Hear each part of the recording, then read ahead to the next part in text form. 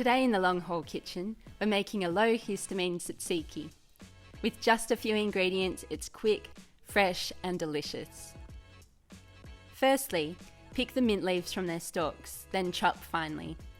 Histamine forms as foods ripen or age, so it's important to use fresh ingredients and prepare your meals ready to eat whenever you can. Next, chop the dill and the garlic before adding salt. For this video we've used 2 cloves of garlic, but we recommend you adjust this quantity to taste.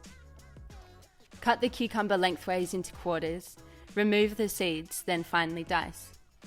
For a low histamine alternative to yogurt, we're using whipped cottage cheese. Trust us, it works. Take a small tub of cottage cheese and blend in a food processor until thick and smooth. Add a dash of acetic acid vinegar and olive oil and mix to combine. This is our secret ingredient.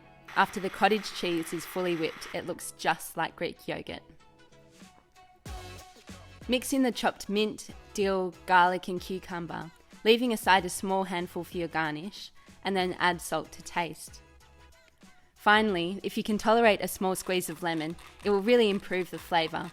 But if you want this strictly free from histamines or histamine liberators, we'd suggest you leave it out. Top the tzatziki with the garnishes, a dash of olive oil, and serve with pita bread or alongside grilled meat and veggies for a full meal. Thanks for watching this video, we hope you enjoy. Please hit the like button and subscribe if you've enjoyed this video and would like to see more of our recipes.